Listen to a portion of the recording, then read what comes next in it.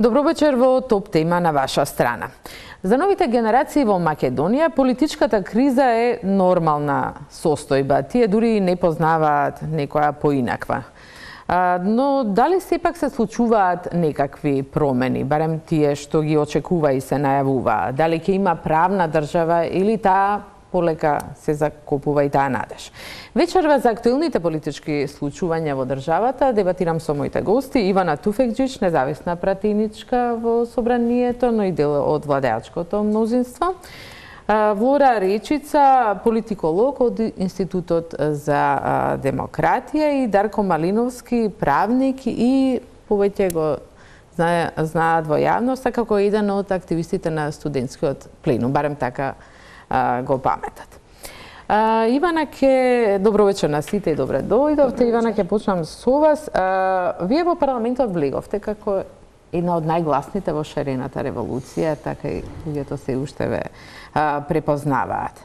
Вашиот најпознат слоган беше "Нема правда, нема мир", и сите овие протести беа иницирани од аболицијата која тогаш ја прогласи председателот Иванов.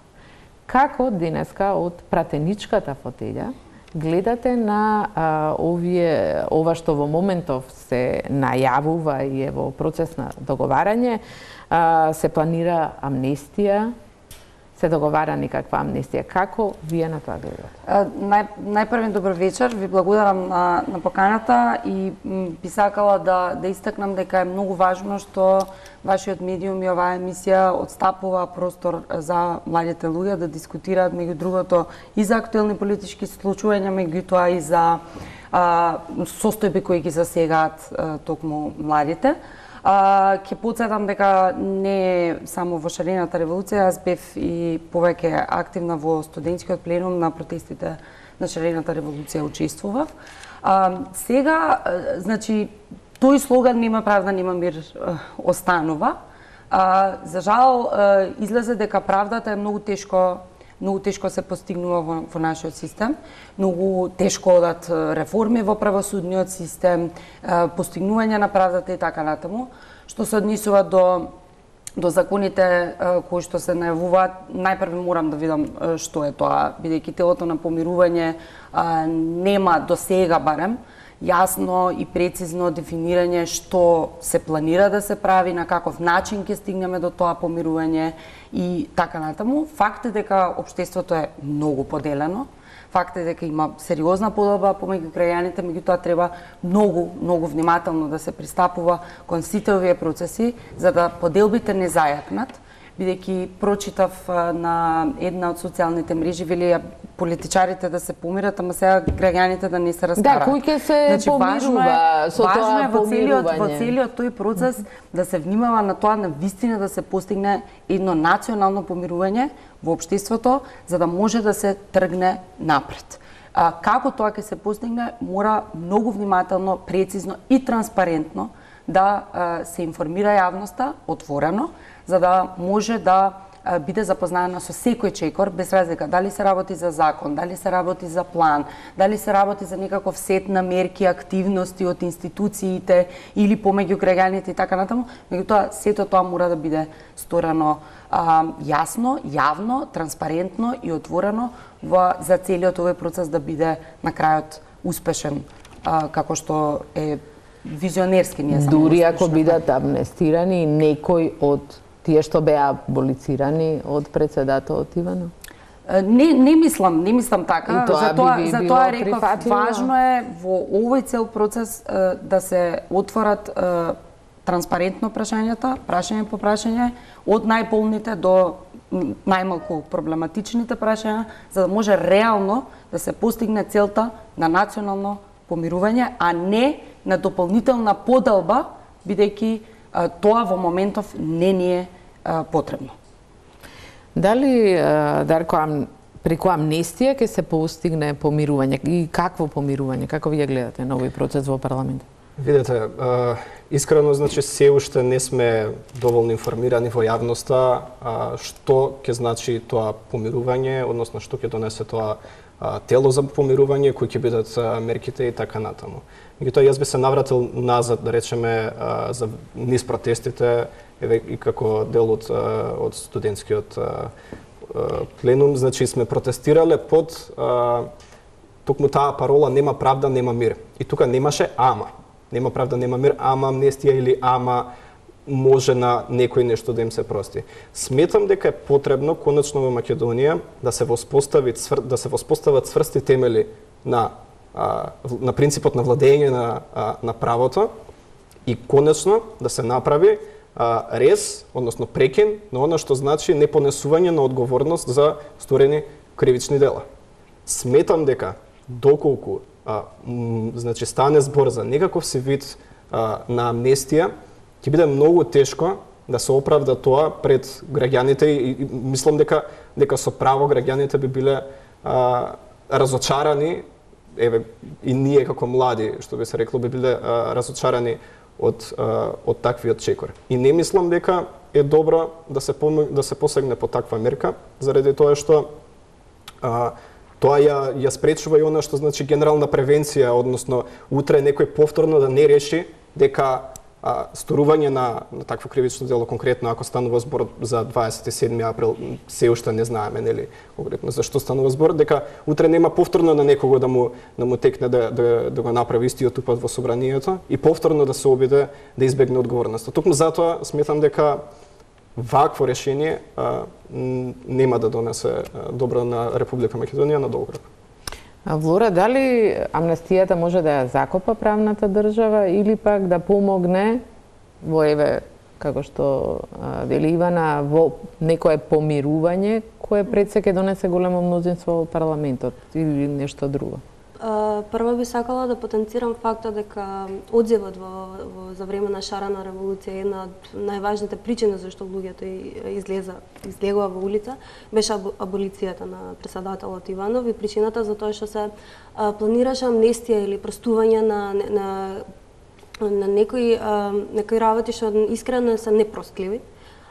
Истото сметам дека продолжува и денеска. Нема правда, нема мир, ќе го повторам како што го повтори Ивана и Дарко. Не може да очекуваме помирување да се случи преку простување на криминали и на злодела на личности кои јавно тие злодела ги направија. Не може да очекуваме помирување на граѓаните на Република Македонија се додека некои луѓе добиваат префериран подобар третман за разлика од нас другите, обичните граѓани. Искрено прашањето е, ако јас утре правам одредено злодело, која е причината мене да не ме амнестират? Мене да не ми простуваат? Дали моето простување на моето злодело ќе биде помирување за граѓаните на Република Македонија? Третирањето на сите граѓани еднакво, тука зборувам без разлика на се, е моментално најважното нешто што може да се направи. Независно судство и третирање на граѓани еднакво, без разлика на нивната политичка и на нивниот јавен профил. За мене помирување нема преку амнестија. Зошто е битно помирувањето, Ивана? Зошто се инсистира на... Јас мислам дека настрана... Тоа беше барање на осумтени пратеници, да. Настрана ќе го тргнам политичкиот процес кој што се одвива во делот на договорот од Преспа и уставните измени. Околу помирувањето, велам настрана ќе го тргнам. Значи, ние сведочавме дека тоа што се случи на 27 април, покрај сета организираност, намерата на организатор и нарачател, кој јас искрено се надевам дека обвинителството ќе ги лоцира во целиот тој процес, е резултат меѓу другото и на говорите кои што се случуваа месеци претходно, а тоа е продукцијата на говор на омраза. Значи, ние имавме луѓе кои беа напаѓани по улици, од малолетни деца кои беа праќани од некого да плюкаат луѓе, новинари, да напаѓаат, да таргетираат домови, одеа по куќи. Од говорницата на парламентот целата јавност следеше какви се не говори се истура. И 27 април, меѓу другото, беше едно освестување до каде стигнува поделбата во едно општество. И сега, за жал, од поедини групи се уште се слушаат тие говори во општеството. Тоа е лов на вештерки. Значи сега ние бараме предавници и патриоти, па кои се тие, па ги таргетираме. Тоа е веќе станува неподносливо во едно општество да вие постојано живеете во некаков вид на лов на вештерки, кој е предавник, кој е патриот. И тој наратив на предавници патриоти, на тие кои што, не знам, ја продале државата или на овие кои што, значи тоа веќе почнува да создава поделби во секојдневниот живот на граѓаните. Почнува да создава. Но таа поделба ја имавме, што се променило? Таа поделба мислам дека можеби актерите. Таа поделба ја имавме претходно, бидејќи беше продуцирана од политичарите. И една од колешките... Па и сега е продуцирана и сега е истото. Значи, истото е од одделни групи, дали се политички активни, дали се политичари во парламент, вон парламент, вие можете тоа да го видите. Значи, мислам дека е важно во моменти на еден процес каков што е овој, со договорот од Преспа, со Уставот, и сите генерално младите генерации, да почнеме да зборуваме за тоа како да ги надминуваме јазовите. Каде можеме да најдеме точки на консензус, дали можеме да најдеме точки на консензус. Јас во искуството до сега од година и пол во парламентот, затоа го тргнав на страна целиот овој процес со уставните измени, бидејќи тоа е финално. Основавме клуб за младински прашања и политики, меѓу другото, со членови пратеници од сите политички партии, од сите пратенички групи, меѓу другото, за да се испрати порака кон младите луѓе дека ова младинските прашања можете да го правите. Се со консензус. Ке се вратиме на тоа, но дали е можно тоа помирување кое велите да престанат поделбите без амнестија, еве, за она што се најавува и премиерот го најавува, селективна очигледно за некои од учесниците. Јас мислам дека тоа е 27 април. Помирувањето во општеството е многу подлабок процес кој што ќе бара многу посериозна, подлабинска анализа од тоа како да се Има постигне. Има ли време парламентот да го анализира тоа, бидејќи барањево за амнестија е ставено на маса и сакали или не е врзано со договорот од Преспа и неговото изгласување на уставните промени кои произлегуваат од него? Мислам дека време мора да има ако сакаме да постигнеме суштинско Не, бидејќи зборуваме за конкретни рокови. Значи, знам дека зборуваме за конкретни рокови, меѓутоа јас затоа реков на почетокот. Потребно е телото на помирување во кое јас не сум учесник и не можам да зборувам, што јас знам не заседавало до сега. Требаше денеска, одложено е за важно е телото на помирување да излезе со конкретни, транспарентни постапки и планови и цели, што се сака да се постигне. Дали вие лично сте против амнестија некаква? Јас како остварување на тоа? Мислам дека 27 април мора да доведе до правда и вистина на крајот, заради нашето општество, за граѓаните. Што значи тоа? Тоа значи дека мора да се дознае вистината што се случило тој ден и тие луѓе мора да се сносат со собствената кривична одговорност по однос на тој датум. Мислите за сите учесници, сите Мислам за сите во кои што има... ќе се докаже вина во процесот. Значи, не можам да коментирам тековен судски процес и не можам да зборувам. Бидејќи во анкетите околу 70% од имавме анкетите, не можам да зборувам огромен е процентот на јавноста кој е против. Не можам да зборувам за процес во кој што првенствено во телото на помирување не сум и не заседавало. Значи немаме никаков резултат, конкретен предлог што е тоа, што треба да спречи, што треба да понуди на јавноста и како се планира да се стигне до тоа помирување. Од тие причини не можам да коментирам хипотетички ситуации. Да, точно. Се зборува, слушам изјави и од премиерот и од министер за правда и така. Меѓутоа мора да видиме што конкретно ќе излезе како резултат за да можеме понатаму да произлезе, бидејќи навистина мислам дека знам дека се наоѓаме во фаза во која што сите дуваме и на јогурт. Меѓутоа мислам дека мораме да видиме да повеќе да биде насочен притисокот, да речам, кон тоа да сите процеси кои се одвиваат во рамките на парламентот, во однос на процесот на помирување и така натаму да бидат јавни, транспарентни, да видиме конкретни планови за да може да се само изјасниме. еден дел од тоа. Дарко и Влора, бевте навистина проти било каква амнестија која дефинитивно би ја закопала секоја надеж за правна држава. Но што ако од таа амнестија зависи, како што реков, двотретинско мнозинство, кое пак би гарантирало поминување на договорот од Преспа, а знаеме со него што... Знаете како? Тоа е, нели, изборот. Сметам дека одговорноста овде е на политичките актери е поделена. И дека не би требало, да кажеме, иднината или евроатлантските интеграции да станат заложник на ваков некаков си процес на помирување. За мене, она што може би Ива на кратко го начна помирување, нешто што би ми било логично е она што се однесува на дискурсот кој што го водат политичките актери и колку и јавните личности.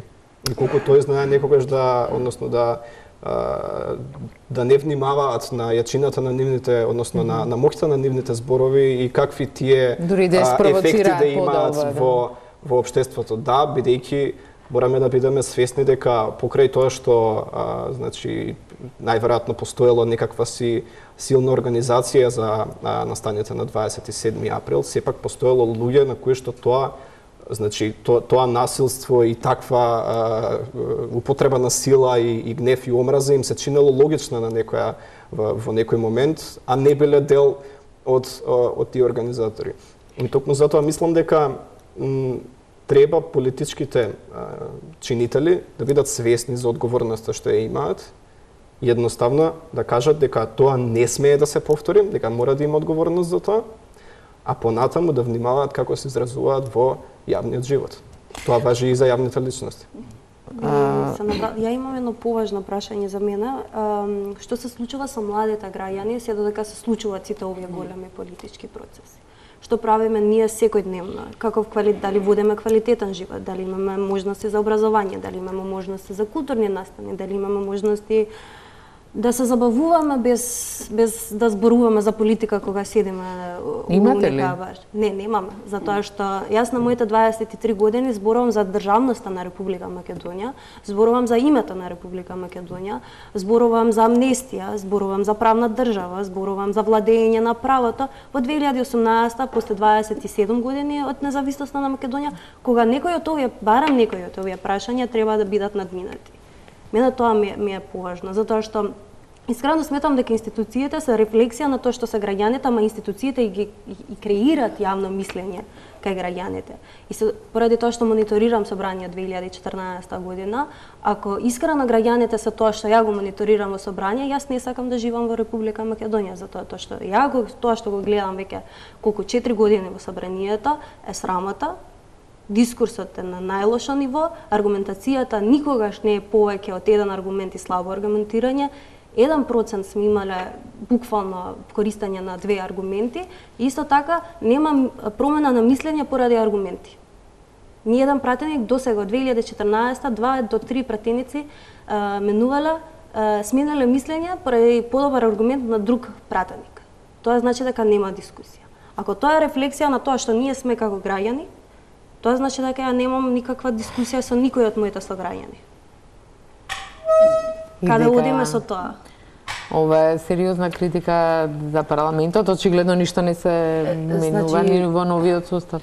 Јас, навистина, имаме многу теми за млади кои не се опфатени и имам чувство, и ова е една добронамерна критика кон медиумите, разбирајќи комплетно дека има важни политички процеси, сведочиме дел и историски процеси. Не, да се овина медиумите, тоа не...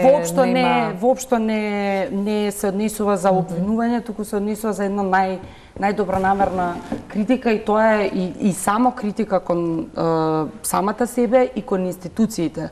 на системот е дека јасно ми е мене дека има сериозни политички процеси, дека сведочиме дел историски процеси, меѓутоа се има перцепција дека за младите луѓе и за нивните потреби и ова е генерална критика кон институциите и кон медиумите се нема простор тука некаде за да се зборува. Во целата исполитизирана јавност, освен теми како иселувањето и тоа ако сме го исперцепирале дека е најголемиот проблем со кој што се соочуваме. Тоа е последица веројатно на проблемите. Така е. Бегството на Никола Груевски остави многу неодговорени прашања. Расте барањето во јавноста некој да понесе одговорност. Ке понесе ли некој одговорност? Па јас не знам, јас мислам дека има еден оправдан гнев во јавноста и многу нејасноти кои се надам дека надлежното министерство во наредните денови ќе ги објасни како се случило да излезе од Република Македонија, која била рутата, колку има врска една земја членка многу на денови излегува, многу што е толку денови се тешко да веќе излезе некој во прашање како граѓаните се без одговор. И мислам дека тука, како што прочитав и обвинителството истражува во однос на одговорност, не се работи само за политичка, туку мислам дека треба да се спроведе една сериозна истрага која што до сега требаше веќе да биде спроведена во однос на тоа што се случило и како се случи Груевски да биде азилант со 6 телохранители. Лура, дали очекувате некој да понесе одговорност? Тоа е нешто што ретко се случува и речиси воопшто. Што пола од полицијата беше вмешана во 27 април случајот во држава каде што студенти беа тепани од страна на ЕБР за време на протестите на студентски пленум поради фалсификување на студентски избори, што мене ми е тотално нелогично студентски избори да се фалсификуваат. Во држава каде што имаш 40 терористи или како и да што е уште во тек судскиот процес среде центар на град, јас не очекувам дека некој ќе понесе одговорност за сите тие случаи, па за уште ова да понесе. Ако нешто недостасува Македонија, тоа лична и индивидуална одговорност на сите личности. Тука зборувам и на индивидуално ниво, и на приватен живот на личности, тука зборувам и за јавни функционери. Кога имаш министар кој вика дека не се бавам со граѓани, а е министар. Да, министерот за екологија Садова Дореаку од еднаш стана. Зошто да очекувам од друг министар да понесе одговорност? Кој министар до сега во Македонија понесе одговорност, за да очекувам сега министерот за внатрешни работи, под чија надлежност беше осигурувањето на Никола Груевски, да понесе одговорност. Така да кога збориме за правна држава, тука треба да дојде, мислам, во виделина таа правна држава која што беше ветана со изборите во 2016. Ако збориме за правна држава, тоа значи дека целата влада треба да игра по тие правила на правна држава и тоа значи дека сите функционери на владата треба да понесат одговорност. Околу одговорноста, нели, во Република Македонија, принципот на одговорност. Нема ни чувство на одговорност, никој ни самиот нема ни чувство, да. Значи, да, знаеме дека и наназад тоа е болна точка во нашето општество, меѓутоа, значи, и искрено се надевам дека ќе се понесе одговорности за овој случај. Меѓутоа, проблемот е што правиме додека се занимаваме со вакви теми. Јас не сметам дека не треба да се занимаваме, да ги разгледуваме овие прашања и дека овие не се клучни. Да, сметам дека се клучни, особено како што започна владењето на правото, е клучно нешто што треба да се воспостави во Република Македонија. Меѓутоа, додека ние не научиме како општество како да ги воспоставиме тие принципи, всушност испуштаме да покриеме и да отвориме многу нови теми, односно многу теми кои што не мачат нас секојдневно, како што е загадувањето, како што е нискиот студентски стандард, лошото здравство, недостатоците во образованието и така натаму. И дефинитивно јавниот дискурс е исполнет со теми кои што се од ваква висока политичка тежина и тоа е нешто кое што трае, како што констатиравте на почетокот дека таа политичка криза никако да заврши, тоа е нешто што трае и на нас не ни остава простор да почнеме да отвораме многу суштински теми и прашања. Мислам дека тоа е нешто кое што и мене како млад човек многу ми влијае во однос на квалитетот на живот во Република Македонија и ме става да се прашам добро што се случува овде и дали има изгледи за подобрување. Бидејќи јас би бил среќен без разлика што Македонија споредбено со други европски земји по многу критериуми не стои толку добро, меѓутоа среќен би бил доколку можам да учествувам во сопственото, односно во својата држава, во ова општество, да помогнам да се изгради во нешто поквалитетно. Меѓутоа во оној момент кога ќе се види дека промените се случуваат споро или пак има назадување, тогаш се нормално е. Имаше ли воопшто некакви промени со промената на власт? Очекувањата беа големи, бидејќи нели се протестираше и вие протестиравте против еден режим кој требаше да го замени власт која ќе донесе промени. Година и пол потоа има ли промени? Јас би рекол да. Во што има промени?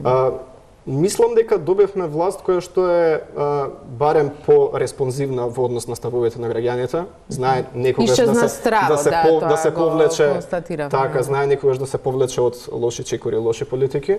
Знае во носењето на некои политики да биде поинклузивна и потранспарентна и мислам дека можеби јавниот простор е со она што го рековте со помалку страв. Меѓутоа квалитетот на носењето на реформите, квалитетот на живот, квалитетот односно на кој начин се изготвуваат законите и брзината со која што тоа се прави, а и да кажеме други можеби по негативни примери во однос на одговорноста сега за која што зборувавме, повторно не става во дилема, односно под знак прашање за кога Македонија ќе успее да се избори со овие детски болести, кажеме. Ќе успее ли? Ура, како вам во моментов изгледаат? Па искрено мислам дека мора да успее, пошто другиот пат не гледам дека има некоја друга алтернатива. Другата алтернатива е тотално уништување на државата. Така да мора некако да успее. Или ќе имате држава со која што ќе има милион граѓани и сите ќе бидат неработно способни, пошто ќе бидат во стари години, поради тоа што искрено сите способни млади во Република Македонија одат од Македонија, не само Македонија, во целиот Балкан, сите работно способни млади што имат барем малку иднина надвор од Македонија, овие територии, ќе си одат, се дека не видат некоја промена, пошто искрено мене не ми е воред да се навратам на правната држава, не ми е окей да добија казна некој човек поради тоа што нема врски, додека ауди на некој моćник седи пред неговата кафана се уште. Значи тоа се уште се случува. Тоа не е променето. Исто така, например, законот за пушење, окей, мене ми е воред да се пуши на тераси, ама луѓето не го почитуваат тоа, луѓето почна да пушат натрево. Дури во парламентот, Ивана Туфек, се пуши насекаде. И се за тоа. Така да има промени, како што кажа Дарко, има многу промени, искрено, имаш поинклузивна власт. Например, за мене Министерството за труд и социјално прави многу добра работа во моментот, едно од министерствата која работи најмногу. Најде да се вратиме во Министерството за образование, која најмногу ги тангира младите. Што прави моментално Министерството за образование? Повлекува програма, па не смислува подобра програма, враќа таа програма иста во сила и со истата програма повторно продолжува да работат наставниците. Имаш недостаток на школи, на објекти, например, имаш се уште стандардот, мислам дека е 30 и неколку или 20 и неколку деца во училница, имаш до 35 и повеќе ученици во училницата во Македонија. Имаш една учителка што работи со 30 и повеќе училници, што искрено не е хумано ни за децата, ни за наставниците. Така да треба полека да се работи, во некои делови се работи, искрено се гледа тоа, но сепак сме многу назад со ветувањата, да кажем, на некој начин. Како политичар, како ви изгледаат? Јас не дека не ги знаете, така, ама добро. Значи, разбирам, мислам дека ние како држава генерално, изминативе 2 и повеќе децении како што постоиме, некако системот не сме го поставиле од старт на здрави темели. И тоа ни прави проблем. Особено сега ќе почнам кај млади, заради тоа што мислам дека тоа е клучот. Бидејќи во кампањите секогаш ќе чуеме политичките партии, младите се едината, така.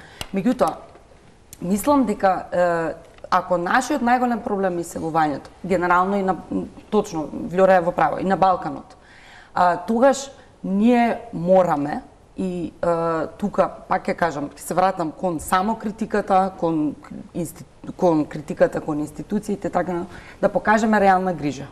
А како покажуваме реална грижа? Со тоа што мора да се научиме да ги вклучуваме младите во процесот на одлучување. Што значи тоа? Да, има промена и промената е тоа што институциите се отворени кон граѓанскиот сектор, кон медиумите и така натаму. Гласот на јавноста. Се креираат заеднички политики и така натаму. Меѓутоа мислам дека во однос на млади и на младински прашања мора да се постапува стрикно надпартиски, со надпартиска заложба. И тоа морам да кажам дека во парламентот е случај. И ми е драго што во парламентот тоа се случува во однос на пратениците надпартиски делуваат. Да, дека надпратениците се обединети во еден клуб кој што се вика Клуб за младински прашања и политики. Мислите по ова прашање? По ова прашање пратениците седнуваат и разговараат заедно со младинскиот сектор и со политичките подмладоци, партиските подмладоци, институциите други. Веќе се работи на изготвување на законско решение за учеството на младите, за партиципација, за политиките, за сервисите. Но нема да е доволно ако целата таа енергија која што се вложува од страна на поединци, на младинскиот сектор, на граѓанскиот сектор генерално, на ако сакате и на партиските подмладоци, не се преточи во институциите во кои што ние ќе видиме и сите ќе можат со голо око да видат видлива грижа за младите луѓе, пристап до сервиси, укажување на тоа кои се мерките, како може да објаснување на правата, бидејќи многу млади луѓе во земјата не ги знаат своите права и тоа е сериозен проблем. Ако ние градиме однос кон граѓаните само да знаат обврски, а не права, тогаш имаме проблем во системот. Затоа велам, мислам дека е потребно заеднички со младите луѓе да институциите создадат прво да се модернизира на некој начин таа услуга и информација и проток на информација до младите луѓе може да го прават најдобро. Да, што младите луѓе кои што се креативни, кои што разговараат со мене како пратеник, имаат многу иновативни начини и креативни начини на пристап од страна на институциите. Пред да продолжиме со дебатата, да ја слушнеме и да видиме анкетата што ја направи мојот колега Огнен Чанчаревиќ на факултетите, разговараше со неколку студенти и како тие размислуваат. Дали сметате дека има перспектива за младите во Македонија? Искрено кажано, ние многу се трудиме, би сакале, но за жал не.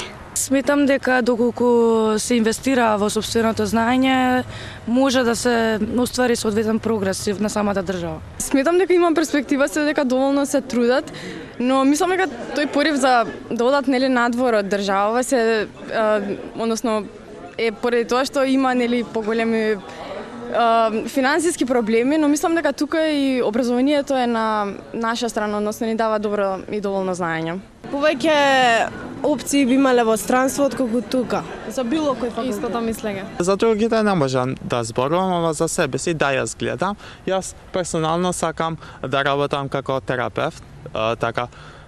И да, гледам дека има перспектива, барем за себе си. Тоа зависи до самите нас. Еве, например, јас планирам да го завршам факултетов, нормално да си останам овде, да си најдам работа со тоа што го студирам. Секако тоа зависи, пак ќе кажам, до нашата упорност, колку сме ние сконцентрирани на работата, колку секој може да успее во било која држава. За младите мислам дека е делимично ова прашање. Мислам дека има и нема иднина, зависно од на кои науки се посветени младите. За младите што имаат одбрано факултети од општествените науки, мислам дека веќе нема работни места и нема иднина за нив, а за младите што се на Финк или на Електро, мислам дека за нив има добра иднина овде. И ќе има уште многу подобра иднина за нив. Каде се гледате себе после 2-3-5 години? Лично се гледам во Република Македонија со сите напори што ги дадов тука, целото вложување што го направив, поготово образованието, но ова моја одлука повеќе е лична, фамилиарна, а не државна. Па не можам да ви дадам точен одговор, ама сепак сакам да одам некаде на страна. За сега немам определено, но и да би останала во Македонија не би било нешто со кое што не би можела да се гордам. Надвор од Македонија, дефинитивно. Исто. Европа или Америка. Све е подобро. Јас планирам приватно терапевтство да работам, затоа и дојдов тука во психологија прва година и до сега супер ми оди. Мислам дека за истите пари се работи тука и таму, само како ќе се снајдеш. Јас се гледам во мојата држава. Се гледам како професор по историја, ги сакам децата, сакам да им го пренесам моето знаење на тие деца. И да не ја сакаат историјата само по шаблон, туку да ја сакаат во вистинска смисла. Дали има некаква промена во однос на перспективите за младите во последниве неколку години или? Да, за среќа да, последната една година би рекла да, има промени, генерално климата е смената и тоа е осетлива генерално ни за сите институции. Многу е субјективно прашањето и тоа е всушност од кој колку сака да остане во држава, но за жал се повеќе и повеќе млади излегуваат од Македонија, но сепак мислам дека постои перспектива и дека а за промени не знам, не би можела да зборувам. Сите знаеме дека има премногу кои што одамна се имаат иселено и за жал таа бројка се зголемува се до ден денеска. Можеби тоа ќе биде мотив понатаму да остане во држава. Вистината е дека флуксот е така што младите се повеќе и повеќе надвор од државата одат, па тоа, нели, сакаме сите да го смениме за младите да не прават така, ама ете, е како што е. Затоа јас, нели, ние само себе си може да се да действуваме, па тоа што јас сакам да правам и што ќе го правам е тука да останам, тука да работам и тука да живеам целиот мој живот.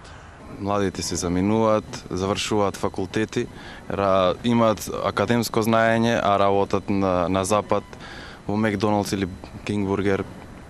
Се зависи до нас. Како гледаме ние тука, како младите, знаеш, повеќе ќе кажат абе нема тука и не накидаме во странство, ама јас не сум за тоа, не се согласувам за тоа. Мене ми е овде местото, ја овде сакам да успеам да градам кариера и тоа е тоа. И се надевам ќе успеам во тоа. Кој е вашето прашање? Што имате да им порачате на владата или на собранието, на пратениците? Моето прашање, не прашање, па поточно би била порака, значи реално да почнуваат со реформите. Ако сакаат младите да им останаат тука, треба реално да се фата со оваа работа. Само да се трудат повеќе да останат барем овие луѓе што се овие млади што се во оваа држава. Да, ги слушнавме студентите. Влоре и Дарко, зошто вие останавте во Македонија? Не знам. Па добра, мислам дека добра, значи постојат нормално многу аспекти од тоа зошто некој се одлучува да остане или да замине надвор од државата. Јас мислам дека е најмногу комбинација од два фактори. Тоа е факторот на, да кажеме, некаква си економска стабилност, односно дали може да се преживее, условно речено, со парите кои што би се заработувале тука. Да, тоа е главната причина за заминување. Да, меѓутоа исто така сметам дека постои еден фактор на тоа поставеноста на системот, односно дали овозможува фер шанса за сите и дали се однесуваат еднакво институциите за сите. Бидејќи доколку немаме институции кои што се однесуваат еднакво за сите и не ги гледаат луѓето низ нормално политичка призма, тогаш ќе имаме проблем, да кажеме, луѓето да се чувствуваат сигурни дека, еве да кажеме, ако сум млад човек, да започнам свој бизнис, да се плашам за инвестицијата која што сум ја направил, тоа да, би било... јас извадив некои податоци дека што одат во прилог на ова, дека 70% од младите сметаат дека тешко ќе се успеат да се вработат со образованието, дури 70%. 44% не работат според својата професија. Само 25% би почнале собствен бизнис. Значи Така, недоверба во институции. Постои еден податок, тоа е дека младите од 25 до 29 години според Евростат во 2016 година се уште живеат со своите родители, што е еден индикатор дека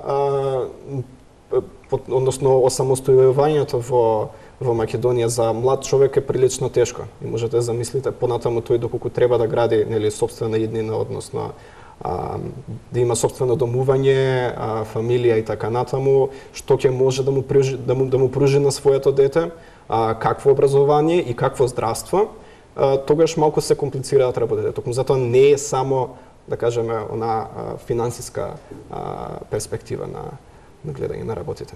Има и уште еден податок овде, според индексот на човечки капитал од Светска банка во 2016 или 17, ако не се лажам. Значи, во Македонија има најмал индекс на човечки капитал од Европа. Тој индекс го покажува влијанието на нивото на образование и здравство врз продуктивноста на човекот, доколку, да кажеме, дете кое што би се родило сега под овие услови би направило 18 години и колку тоа би било продуктивно. Значи, ќе имаме проблем доколку не ги подобриме условите за живот во Република Македонија и повторно ќе кажам, не се само финансиските аспекти, комбинација на повеќе фактори. Лора, дали образованието, вие сите сте студирале и сте завршиле тука, отвора можност, дали сте задоволна од вашето образование и ви отвара можност еве да заминете во странство? Не знам дали сакате воопшто тоа. Значи, образованието во Македонија е жалосна ситуација. Исто така според Евростат или Светска банка, извинете, не сум сигурна, во Македонија учениците учат 11 години, а тоа е како да учеле само 6 години, имат знаење. Тоа е квалитетот.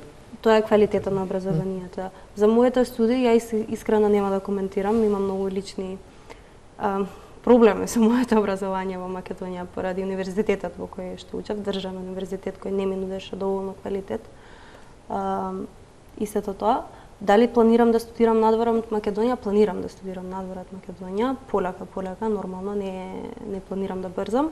Ама исто така планирам да се вратам во Македонија. Планирам да живеам во Македонија. Македонија е држава која заслужува младите да работат за подобар живот. Да, и од анкетата можевме да видиме дека не е тоа по собствена некоја волја, дури неочекувано. За мене не е очекувано дека има толку позитивни млади луѓе во Македонија.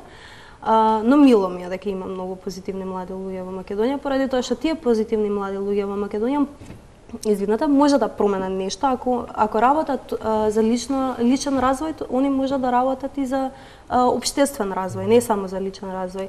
Но исто така, ова го споминјам во сите мои јавни настапи, е фактот што 70% од младите би дале пари да завршат одредена работа.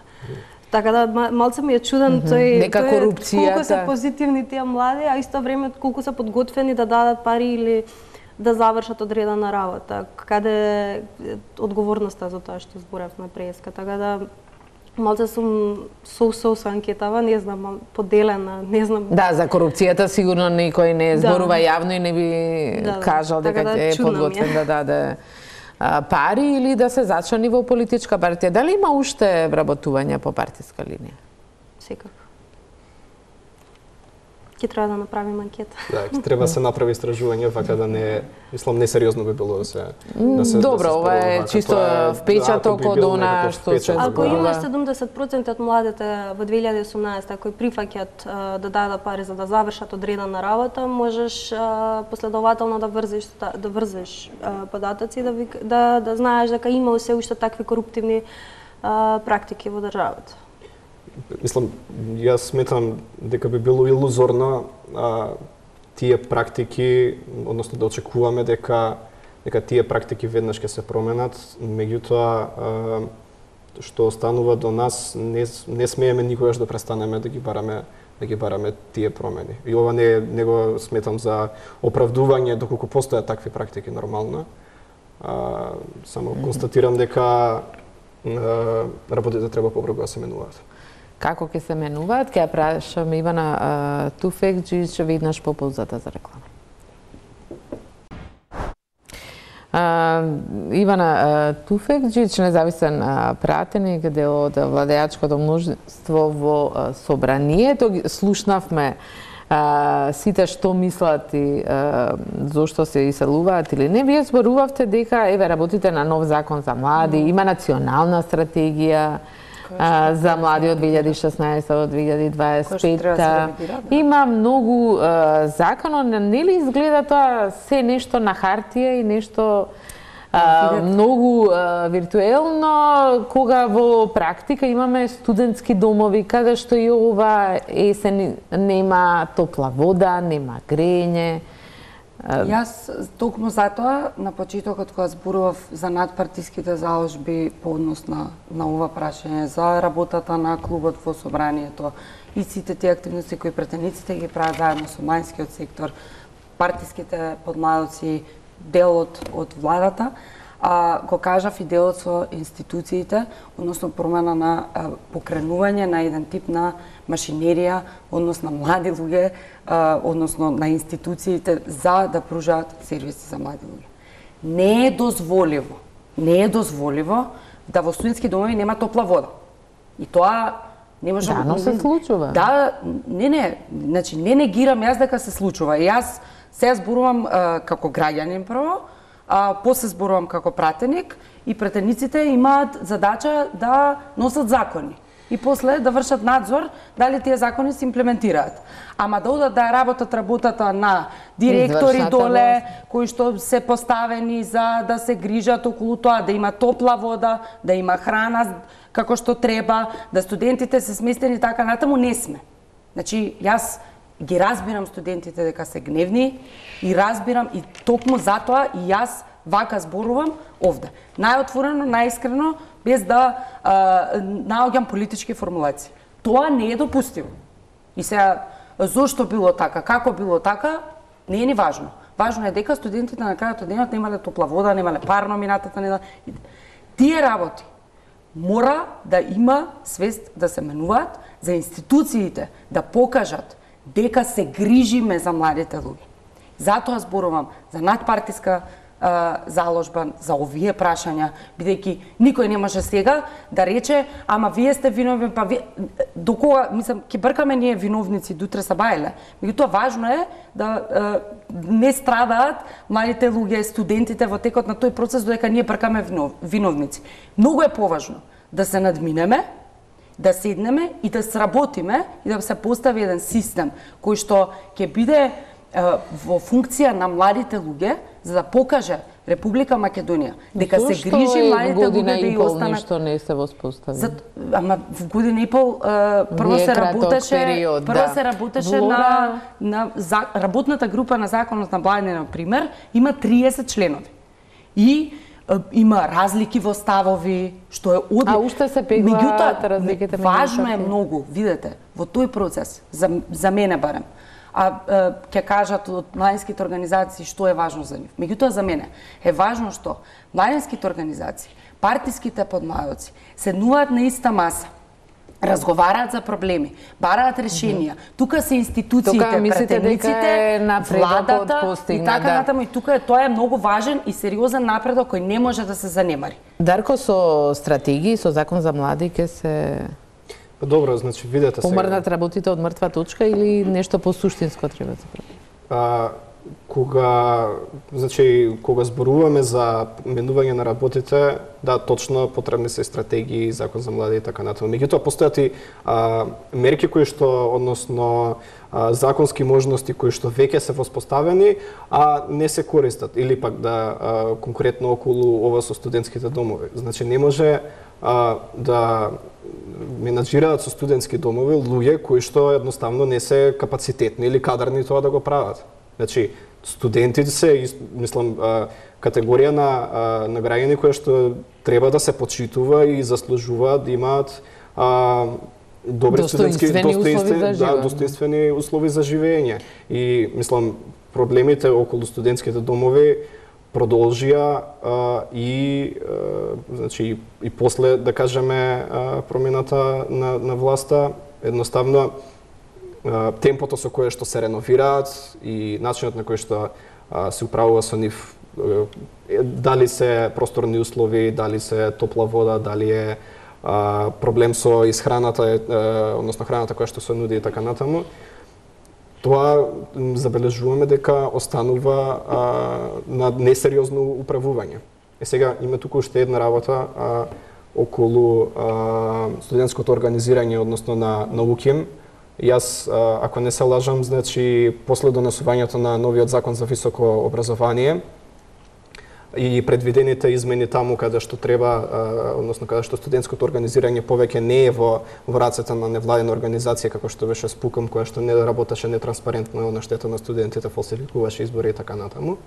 Сега треба, односно универзитетот, колку што сум јас информиран, има поднесено до собранието нов статут за да може да овозможи ново студентско организирање. Тоа уште не е поминато ниту на дневен ред на универзитетот, со кое што бидејќи сме веќе при самиот крај, каде вие го лоцирате проблемот? Доволни ли се закони, стратегии или како ја спомнавте вие подготвеноста на младите 70% дека немаат проблем да корумпираат некого или партиски да се вработат? Закони и стратегии секогаш се важни.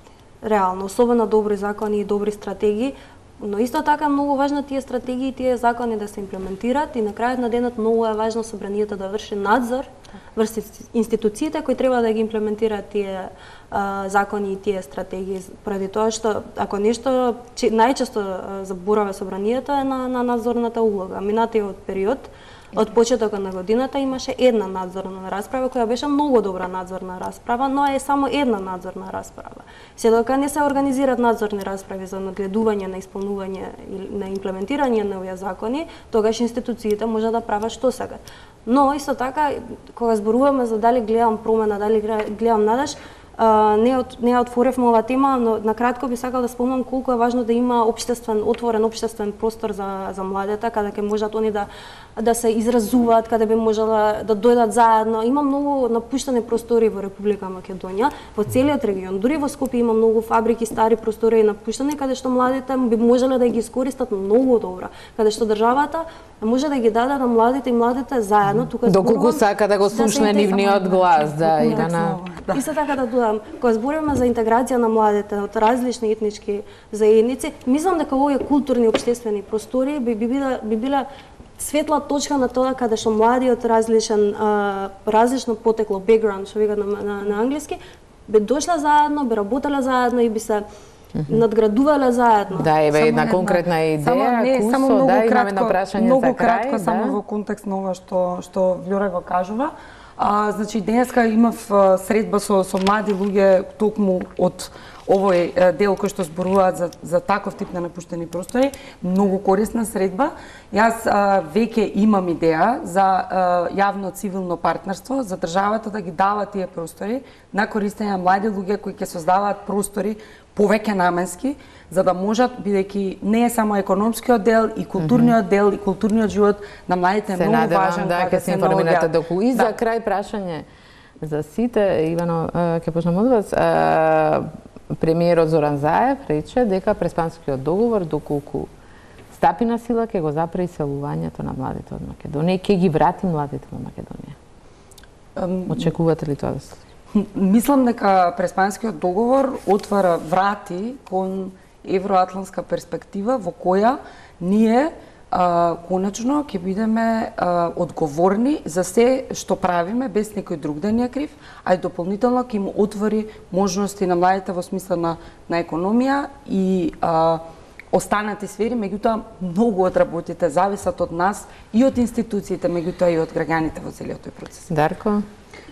Па добро, видете на долг рок. Или ќе ги отвори границите па сите да се иселат. Тоа секако е нели ризикот случи, во пристапувањето на земја како што е Македонија, да кажеме, во Европската унија. Меѓутоа, дефинитивно овозможува некаква си стабилност и сигурност на државата на долг рок.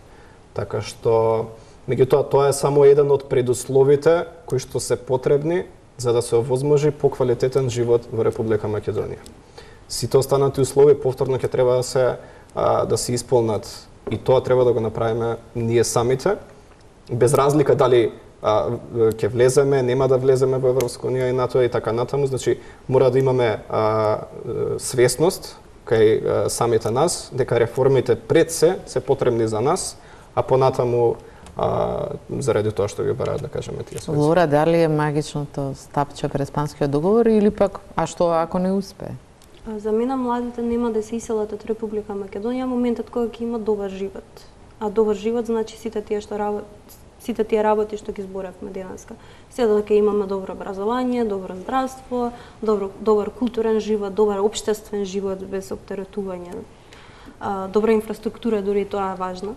Сега дека ги имаме овие работи, не мислам потребен е Преспански договор за евроатлантската интеграција на Македонија, ама не е толку важен за останувањето на младите во Република. Мислите ли дека доколку се усвои веднаш и во двете земји, треба да подсетиме и во Македонија и во Грција, веднаш ќе почне влезот на Македонија во НАТО и Европската унија, колку далеку ќе изгледаат или близко? Според стратегијата на Европската комисија, влезот на земјите од Западен Балкан се планира некаде 2025-та.